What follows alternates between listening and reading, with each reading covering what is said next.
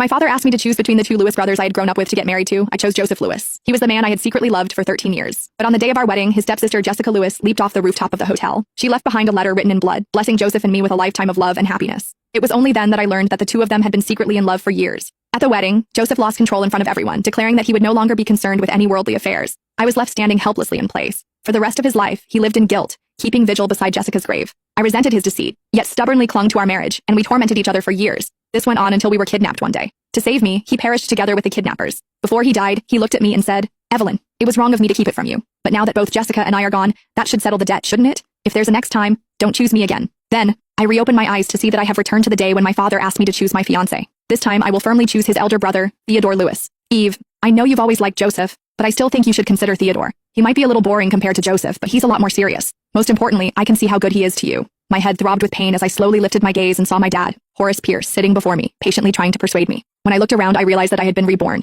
I had been reborn to the time before everything had happened. In my past life, after Joseph died, I was forced off a cliff into the sea by the kidnappers' accomplices. Even now, I could still feel that suffocating sensation of salt water flooding my lungs. I fearfully took a deep breath, as if it were the only way I could convince myself I had truly come back to life. Dad saw how pale I was and asked worriedly, "Eve, what's wrong? Are you feeling unwell?" He then hollered at the butler, "Call Dr. Chase right now." At his worried expression, I hurried to reassure him. "Dad, I'm fine, really, I just caught a little cold."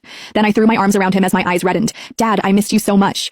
In my previous life, I completely fell apart because of Joseph. I was barely living my life. Dad's heart ached for me, and he always tried to comfort me. In the end, he died in a car accident on his way to buy me flowers. It was only after he was gone that I realized how blind I had been. Now that I was reborn, all I wanted was to be a good daughter to him." Dad stroked my hair affectionately and asked, "What's wrong, Eve? I'm right here with you." I shook my head, but tears welled up in my eyes. My mother had died giving birth to me, and Dad never remarried for the rest of his life. I was the rose he had raised with his own hands, meant to bloom brightly. Instead, I withered away for a man who had no sense of responsibility. Had Joseph ever been worth getting married to? I said with a smile. "Dad, I think you're right. Theodore is the best choice for me. Let's go with him for the engagement." Dad asked in surprise, "Really? But didn't you say before that you'd only marry Joseph?" I shook my head, and before I could explain, he asked sharply, "Did he do something to you?" Dad knew me far too well. He knew that I wouldn't have given up on Joseph if not for a specific reason. I forced myself to say casually, "No, it's just that I suddenly don't like him anymore." "Dad, you're Horace Pierce, the richest man in Arcovia, and I'm your daughter. The one who's worthy of marrying me should be someone responsible and capable like Theodore, not Joseph." I didn't finish the last part and only clicked my tongue in disdain. Dad's face softened with relief. "I see that you've finally grown up and started seeing things clearly. I'll call Mr. Lewis today and get everything sorted as soon as possible."